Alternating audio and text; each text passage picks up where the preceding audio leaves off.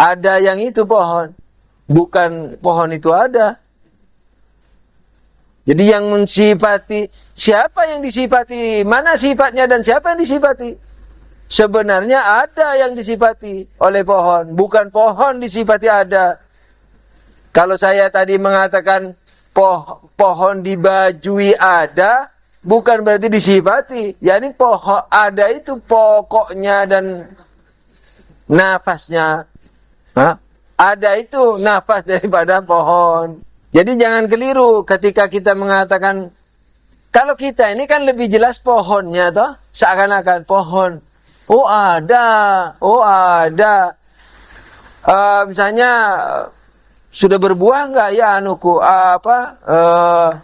pohon coklatku. Setelah ke kebun, oh ada Mi.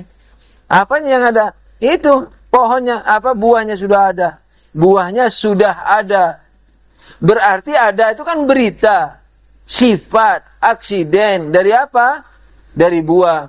Padahal tidak mungkin hal itu terjadi. Karena apa? Karena ada itu pokok. Bagaimana buah bisa ada tanpa adanya ada? Tapi kalau ada itu, bisa ada tanpa buah. Ada. Yang lain-lain ada. Ada adalah ada. Mau buah kayak mau apa? Peduli amat. Tapi buah tanpa ada tidak mungkin ada. Oleh karena itu bukan ada yang memberitakan buah, tapi buahlah yang memberitakan ada. Yakni ada yang itu buah. Yang ketujuh, wujud itu identik dengan sesuatu, sebab yang tak mungkin, sebab yang tak ada tak mungkin dikatakan sesuatu. Ini ada pembahasannya nanti. Yang penting sekarang diketahui bahwa ada itu sesuatu, identik dengan sesuatu. Sesuatu identik dengan ada. Sebab yang tak ada tak mungkin dibilang sesuatu. Itu saja. Identik. Udah. Jadi sesuatu ada. Nah, sama saja. 8. Wujud tidak memiliki sebab untuk wujud, untuk ada, kecuali dari wujud itu sendiri. Sebab di luar wujud adalah ketiadaan. Oleh karenanya wujud lemah hanya memerlukan kepada wujud kuat. Nanti dalam pembahasan irfan filsafat yang tinggi terserah nanti di belakang, itu memerlukan kepada pelajaran-pelajaran sekarang ini. Nah, di antaranya apa? Pelajaran yang nomor 8 ini apa? Ada itu ada, bukan karena selain ada. Karena selain ada, tiada. Berarti ada itu ada, karena ada itu sendiri. Jadi nanti, percaturan politik antara hiruk pikuknya, antara derajat-derajat ada ini, yakni antara silsilah sebab-sebab dan akibat-akibat, atau silsilah sebab akibat, itu bukan antara esensi dan esensi, tapi antara ada dan ada. Jadi sebenarnya kalau manusia itu memerlukan kepada maniofum, bukan karena manusianya manusia perlu kepada maniofum, tapi karena adanya itu yang perlu kepada adanya lagi. Jadi ada yang manusia memerlukan kepada ada yang maniofum. Bukan kemanian dan bukan keofuman yang diperlukan oleh manusia, dan bukan kemanusiaan manusia yang memerlukan kemanian dan keofuman, tapi keberadaannya itu. Jadi nanti kaitan atau rentetan sebab-sebab dan sebab akibat itu antara ada dan ada. Jadi bahasanya ada yang lemah memerlukan ada yang kuat. Yakni sebab akibat, akibat itu ada. Sebab itu ada, tapi sebab itu ada yang kuat. Akibat itu ada yang lemah. Jadi bahasanya nanti ada yang lemah memerlukan kepada ada yang kuat. Begitu. Bukan manusia memerlukan kepada maniofum. Nah, sebab manusia sudah keluar dari arena percaturan. Karena ada itu adalah apa? Adalah sesuatu pahaman, boleh dikata esensi merupakan suatu yang keberadaannya itu betul-betul secara totalis itu bertopang kepada ada itu sendiri. Jadi ada itu yang asli, ada itu yang pokok, bukan esensi. Jadi nanti tatapannya itu bukan manusia dan mani, tapi ada yang ini dengan ada yang itu, begitu. Tapi sering juga guru menyebutkan manusia dan mani, tidak apa-apa. Tapi yang dimaksudkan adanya itu. Ada pertanyaan? Wah, ada seakan-akan ada yang terpecah-pecah, ada kuat. Bagaimana tuh? Kenapa? Ada itu, ada lemah, ada kuat. Jika kali saya yang kuat, yang lemah kuat. Ternyata apakah ada yang seperti itu, yang lemah dan yang kuat dikatakan dalam satu? Dikatakan apa? Satu. Maksudnya satu? Dan satu. Tetapi kalau ada yang dibuat itu lemah. Itu dia. Kalau kan kemarin kan sudah dibahas bahwa ada itu maknanya apa? Satu. Ada maknanya satu.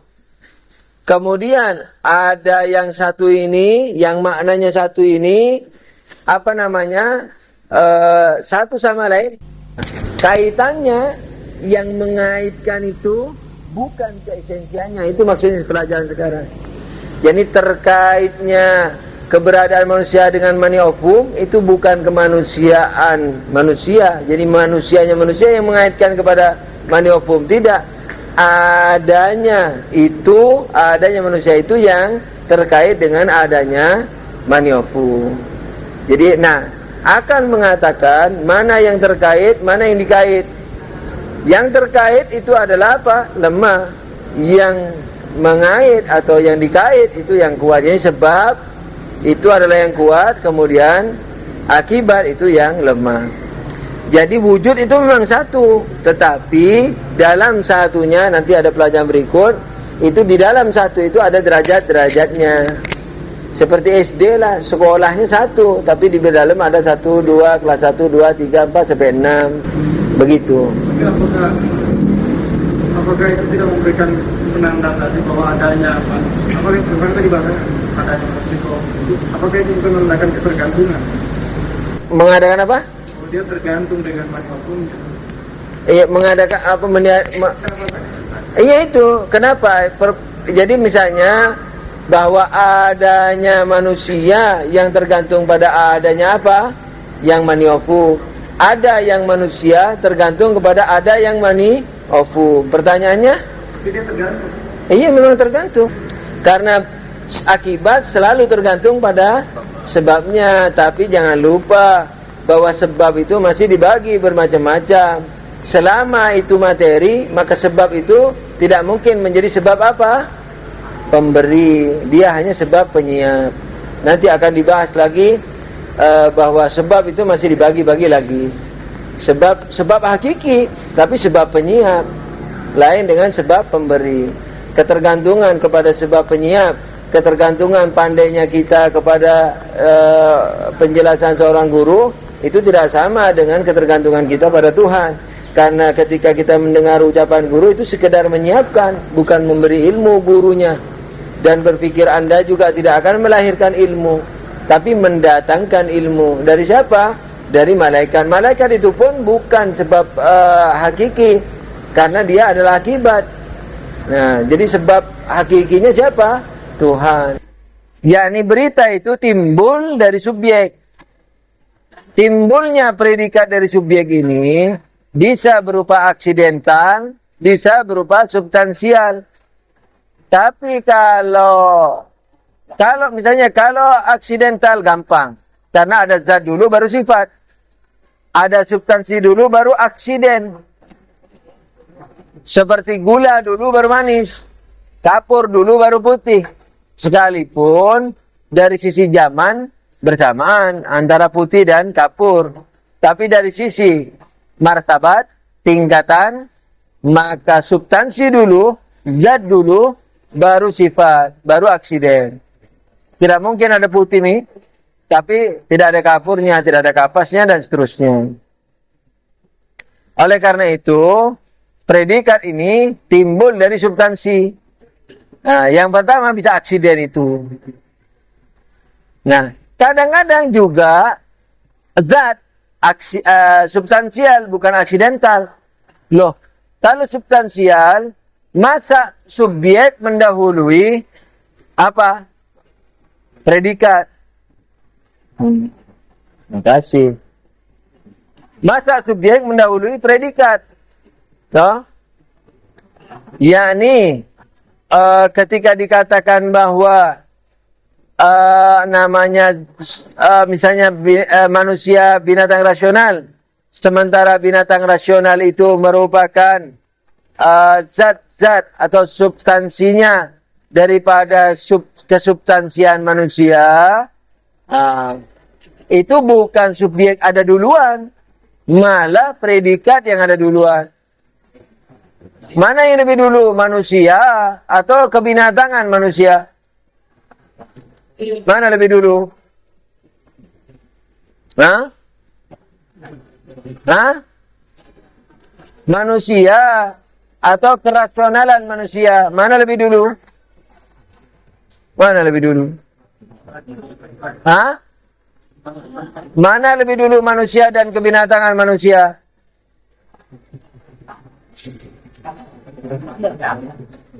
Mana lebih dulu, manusia dan kerasionalan manusia? Rasional. Itu berlainan jawaban pertama dengan kedua. Mana yang lebih dulu, bagian atau keseluruhan?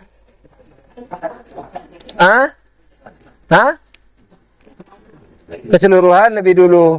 Mana? Betul? Keseluruhan lebih dulu atau bagian? Keseluruhan bagian.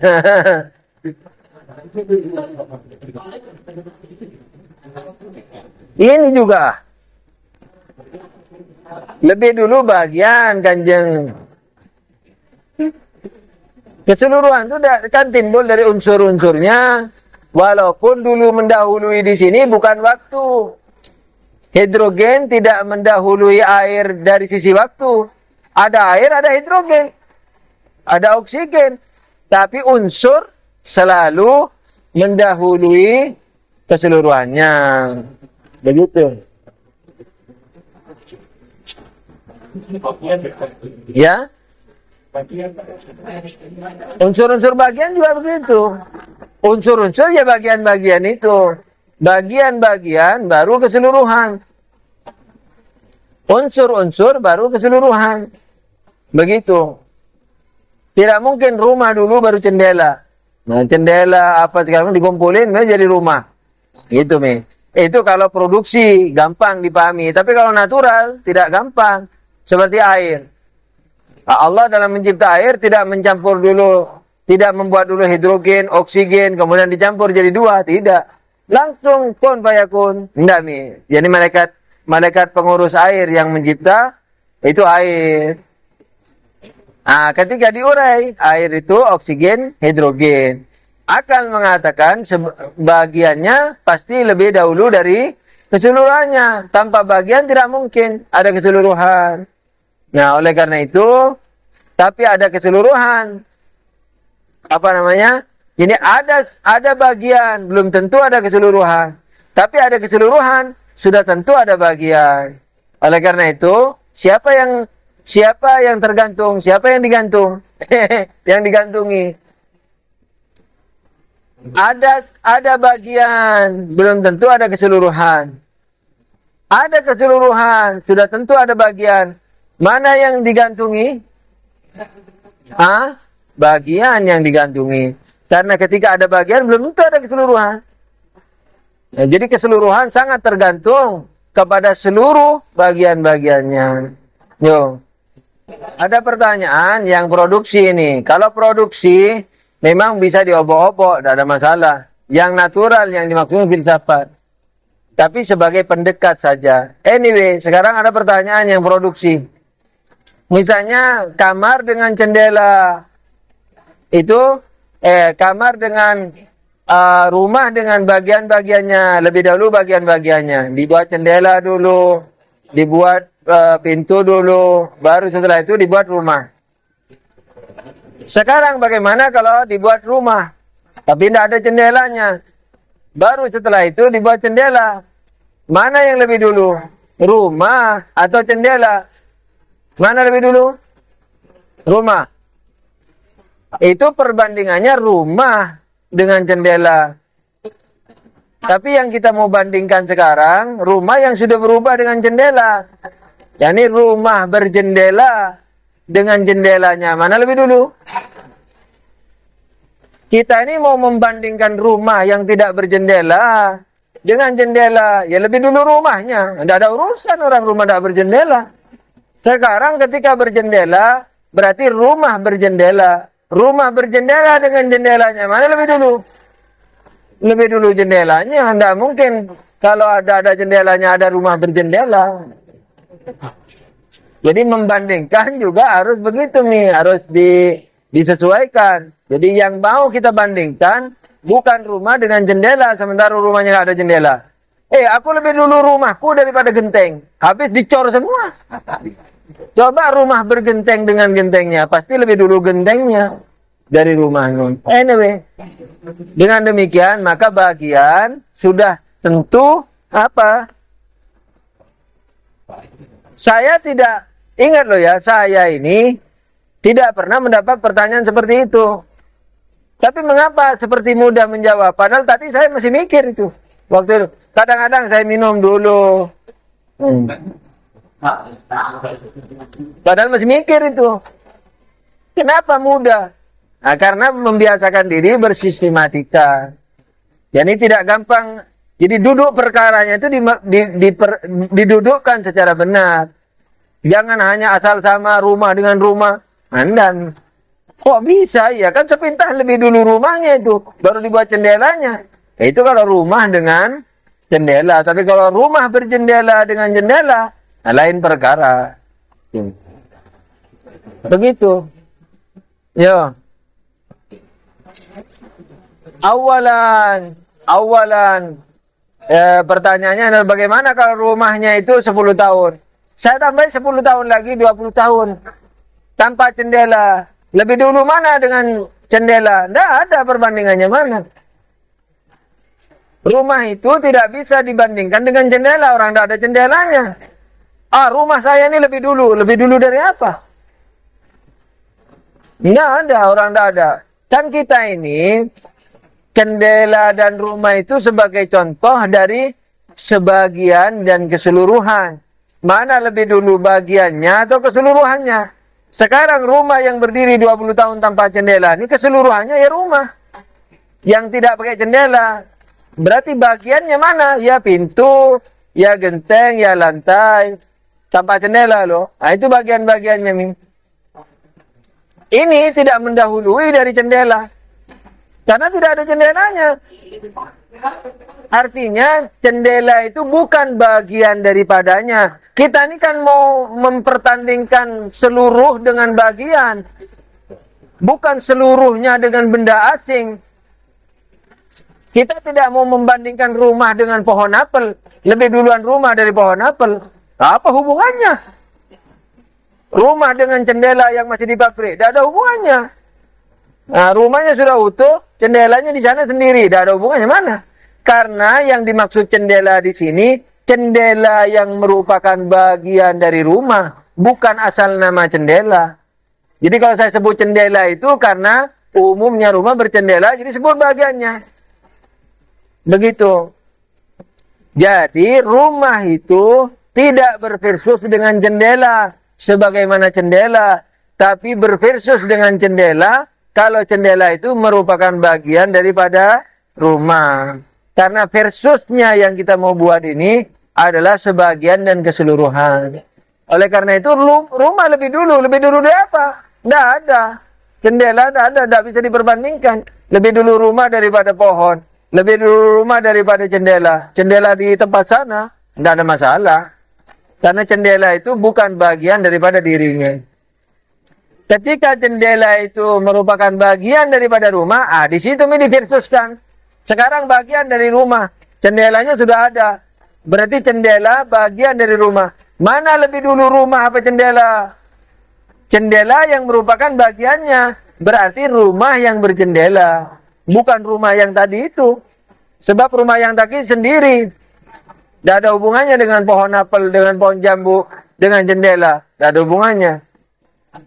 Tapi rumah yang sekarang memiliki bagian jendela dengan bagiannya yakni jendela, mana yang lebih dulu?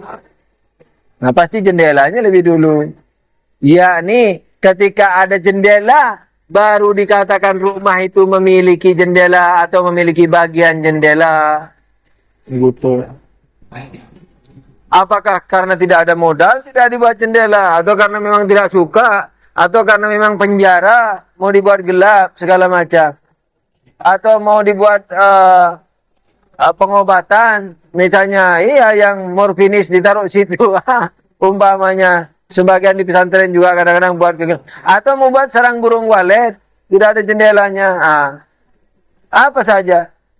Nah, yang diversuskan keseluruhan lawan bagian, bukan keseluruhan lawan keseluruhan yang lainnya. Begitu. Anyway.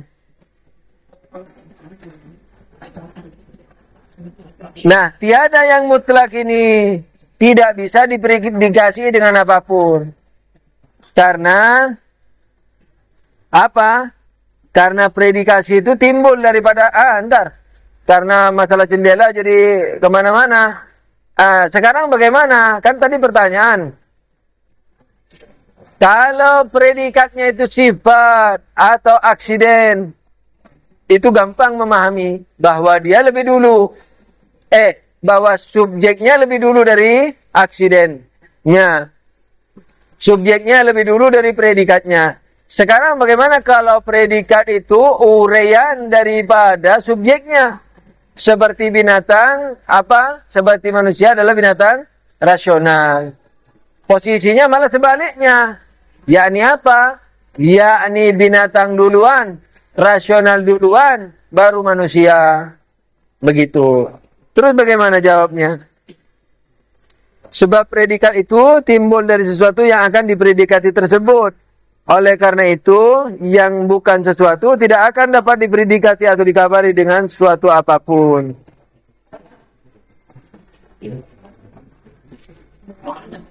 Ayo. Sebab predikat itu timbul dari sesuatu yang akan dipredikati. Predikat itu timbul dari sesuatu yang akan dipredikati. Nah, sementara dalam posisi manusia binatang rasional, manusia timbul dari binatang rasional. Karena apa? Karena bagian mendahului keseluruhan. Bagaimana menjawabnya?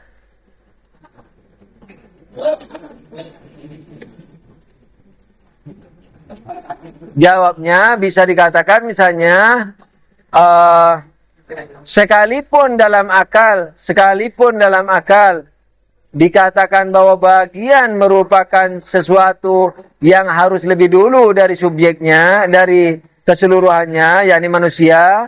Kan ketika dirinci, maka masing-masing rincian itu mendahului subjek.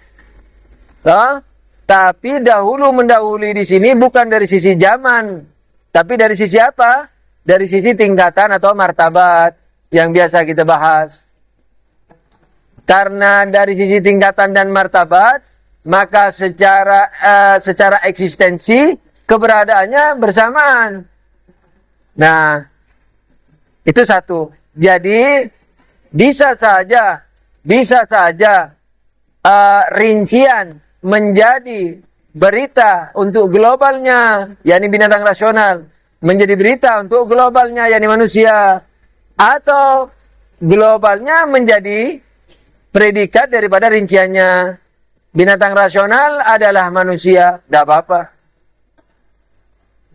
Karena apa? Karena di dalam eksistensi tidak ada yang mendahului. Di dalam urutan dan tingkatan atau martabat saja dalam akal dikatakan mendahului. Yakni sebagian mendahului keseluruhan. Nah, tuh. Yang kedua, dalam akal lebih cepat datangnya keseluruhan daripada rincian. Jadi masih layak untuk dikatakan manusia binatang rasional, manusia ada duluan. Ada duluan di mana? Dalam pahaman. Yani lebih dimengerti, lebih cepat dimengerti, lebih terbayang duluan.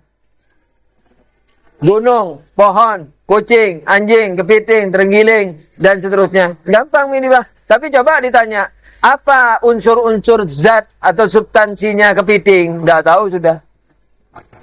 Nah, itu toh.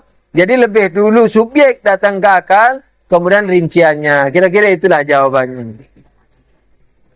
Itu ditulis dioret-oret di rumah apa segala macam.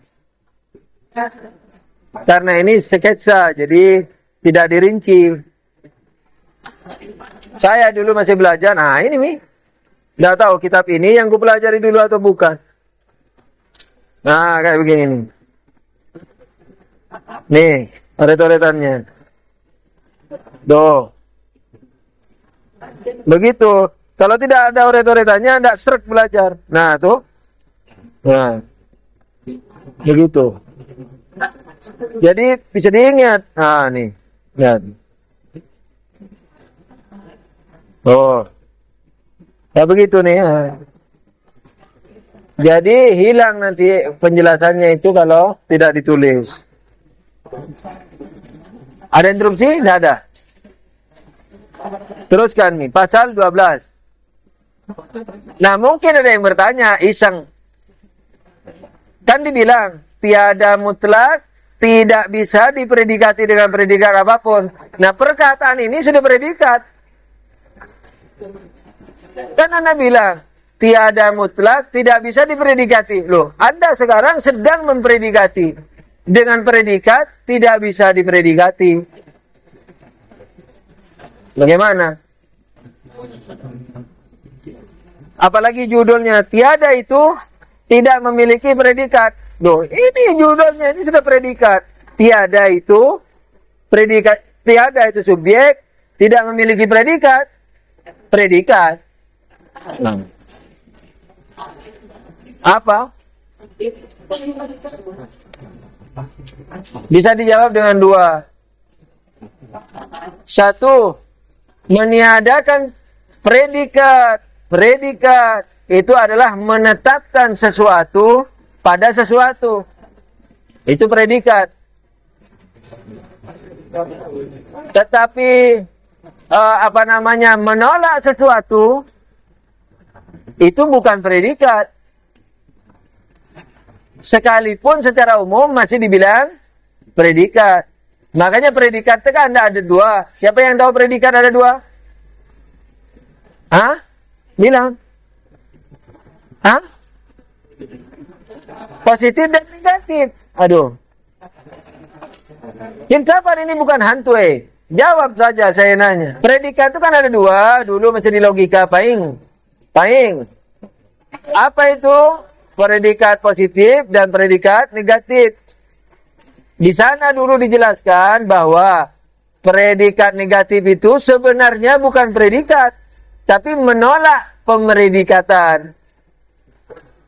Nah, jadi kalau dikatakan proposisi ada dua, proposisi positif, proposisi negatif. Nah, proposisi positif menetapkan sesuatu. Nah, predikat itu menetapkan sesuatu. Tapi proposisi negatif menolak penetapan sesuatu. Jadi menolak pemredikatan sesuatu. Tapi dari sisi umum, penolakan itu masih dibilang predikat. Predikat penolakan. Makanya kan ada begini. Joko itu tidaklah pandai. Tapi Joko itu tak pandai. Tidaklah Joko itu pandai. Joko itu tak pandai. Nah, tidaklah Joko itu pandai meniadakan predikat, menolak predikasi. Oleh karena itu, boleh dikata bukan pemredikatan. Tapi ada lagi, Joko itu tak pandai. Itu predikat dan positif. Tetapi makna predikatnya sudah dinegatifkan. Apa proposisi yang kedua itu disebut? Hah? Modifikasi. Hafal betul dari dulu sejak ditanya, si Oleng selalu menjawab modifikasi. Ada sejarahnya mungkin sehingga dia hafal terus sampai sekarang. Jadi modifikasi, yakni apa? Yakni yang subjeknya atau predikatnya atau dua-duanya mengandungi unsur kenegatifan. Nah, misalnya bukan Joko yang tak pandai. Itu sama-sama modifikasi subjek dan predikat. Anyway, kalau lupa pada logikanya ada. Jadi pusing. Begitu. Nah, oleh karena itu, proposisi negatif itu sebenarnya bukan proposisi, bukan predikasi. Nah, tapi menolak predikasi. Begitu. Itu jawaban pertama. Jawaban kedua, tiada mutlak, tidak memiliki predikat. Bahwa tidak memiliki predikat ini bolehlah dikata predikat. Anggap kita ganti modifikasi. Kan tiada itu tidak memiliki predikat. Yakni tidaklah tiada itu memiliki predikat. Ini apa? Proposisi negatif. Apa kalau tidak ada negatifnya disebut?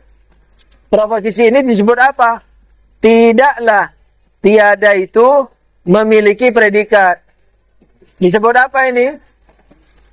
Proposisi apa? Hah? Determinate. Determinate. Jangan lupa itu, Pai. Lawannya modifikasi, determinate. Nah, sekarang anggap kita mau rubah ini. Tiada itu adalah tak punya predikat, umpamanya toh. Jadi kita ganti dengan modifikasi. Modifikasi apa? Predikat. Tiada itu adalah tak terpredikati. Umpamanya kan positif jadinya.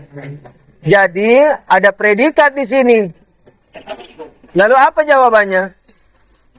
Yakni tiada memiliki predikat. Padahal Anda bilang tiada itu tidak memiliki predikat. Padahal di sini Anda sedang mempredikati tiada. Jawabannya apa? Jawabannya tiada yang di sini bukan tiada, tapi makna tiada. Yakni makna tiada, pahaman tiada itu ada. Di mana adanya? Di akal. Itu yang saya mau predikasiin. Yakni tiada, yakni makna tiada tidak terpredikati, tak terpredikati. Nah udah Mi. Tiada, ada. Di mana? Di pahaman kita. Nah, sekarang apakah proposisi ini benar? Benar adanya. Karena di luar akal, tiada itu tak ada. Ketika tiada itu tak ada, ya otomatis tidak ada predikasinya. Apa mau diberitakan apa? Orang dia tak ada. Ada pertanyaan, pasal 10 apa bilang? Tiada itu tidak memiliki perbedaan. Ini sudah jelas. Yang mau ditanyakan, tiada itu tidak memiliki sebab. Nah, karena penjelasannya, karena yang tiada, ya sudah Mi, tidak perlu disebabin apapun. Jadi tiada itu adalah apa? Tiada, apa yang mau disebabin? Tapi dulu di penjelasan esensi itu tidak ada, bukanlah dia ada, bukan pula tiada. Karena kalau tiada itu bagian esensi, maka dia tidak boleh ada. Kalau ada bagian esensi, tidak boleh tiada. Nah, tapi mengapa ketika esensi itu bukan menjadikan ada bagiannya dan bukan menjadikan tiada bagiannya, maka itu untuk ada perlu kepada sebab. Untuk tiada perlu juga kepada sebab. Loh, kok untuk tiada perlu kepada sebab? Katanya tiada tidak bersebab. Nah, akal mengatakan ada sebabnya. Mana sebabnya? Tiadanya sebab. Yani tiadanya sebab menyebabkan tiadanya tiada. Ya sudah, ini nggak ada maksudnya. Tiadanya sebab, itu merupakan sebab bagi tiadanya tiada. Itu yang dimaui sekarang. Yani bahwa tiada tidak bersebab. Tiada tidak bersebab, yakni apa? Tiada sebabnya tiada. Yani ketika dikatakan tiada itu tidak bersebab, yakni tidak adanya sebab merupakan sebab bagi tiadanya tiada. Yani nggak ada, akal saja itu yang begitu memahami. Yo. Tiada itu kalau menjadi sebab, bagaimana memahami bahwa itu sebab? Kesebaban ini karena ketiadaan. Yani maksudnya begini, bukan tiada itu menyebabkan adanya tiada, sama-sama tidak ada. Tapi makna daripada kesebaban tiada, yakni tiadanya sebab. Ada nggak sebabnya? Nggak ada nih. Kalau begitu nggak ada, iya. Kalau begitu nggak ada, yakni tiadanya sebab menyebabkan ketiadaan. Yaitu penyebaban ini tidak perlu tiada, tak perlu ada karena dalam ketiadaan. Yakni misalnya tiadanya bagian merupakan tiadanya keseluruhan. Tiadanya bagian menyebabkan tiadanya keseluruhan.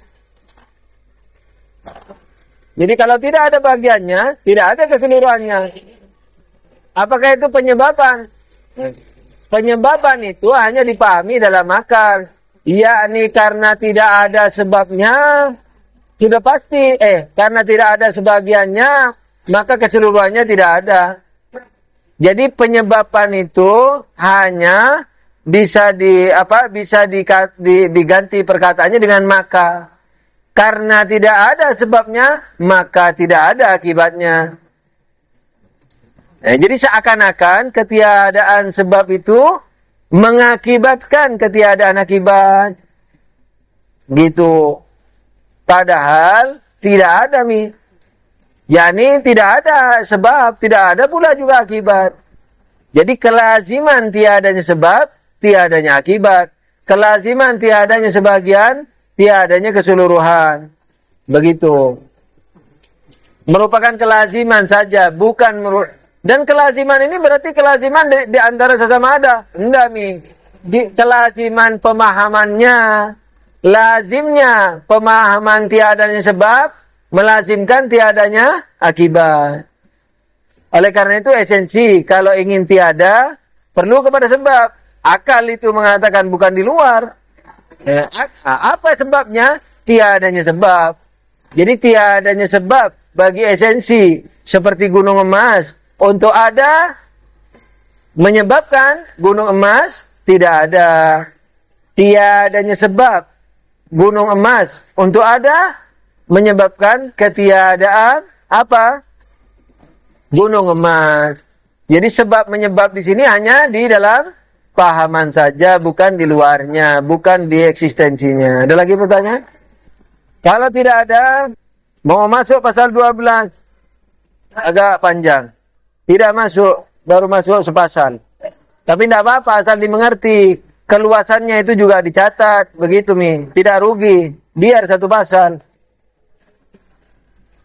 Memang begitu. Nanti kalau sudah kulino, insya Allah semakin ke depan, sudah mulai biasa berpikir halus, bisa lebih banyak baca, tidak ada masalah. Ada pertanyaan? Padahal kita mulai sudah dari jam 5, ya kan? Tidak kurang dari sisi waktu.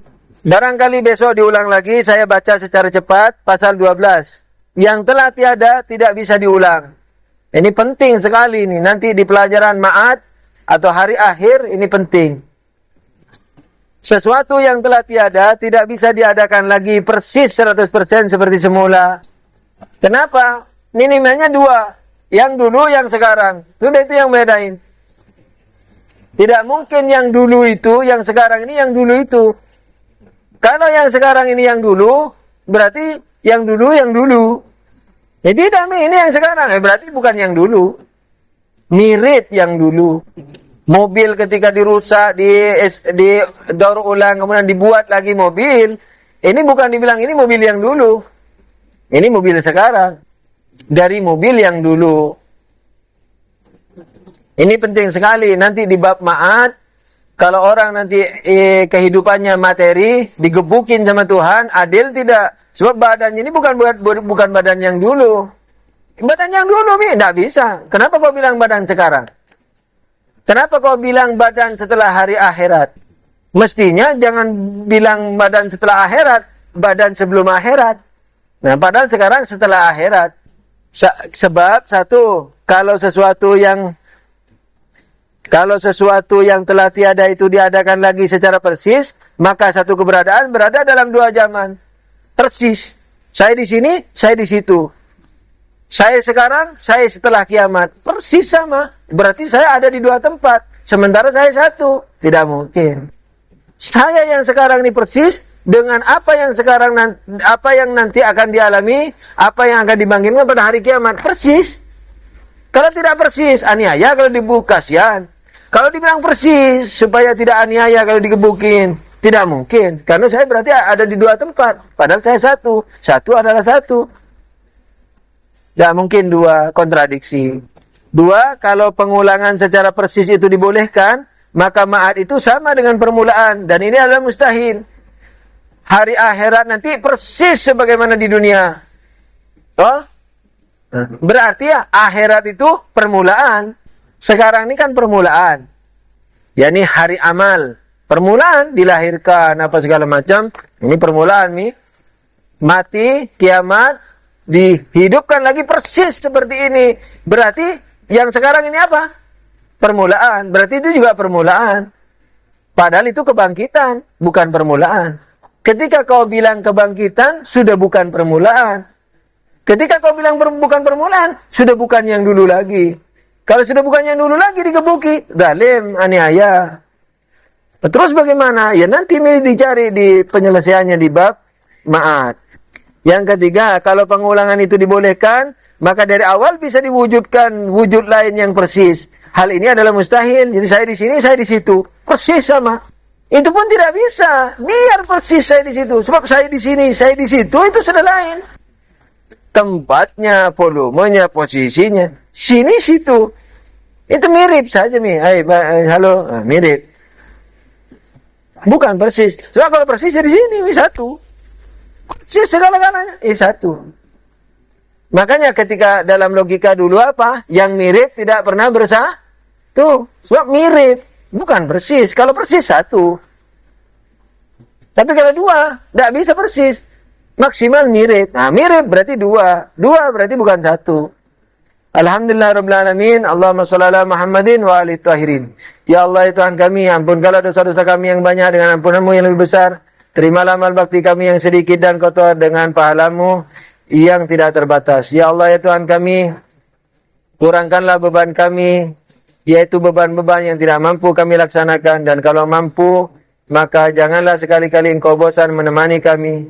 Ya Allah, ya Tuhan kami, jauhkanlah niat-niat buruk, baik dari diri kami sendiri untuk kami, atau dari selain kami untuk kami. Amin ya rabbal alamin. Wabillahi taufiq wal hidayah. Wassalamualaikum warahmatullahi wabarakatuh.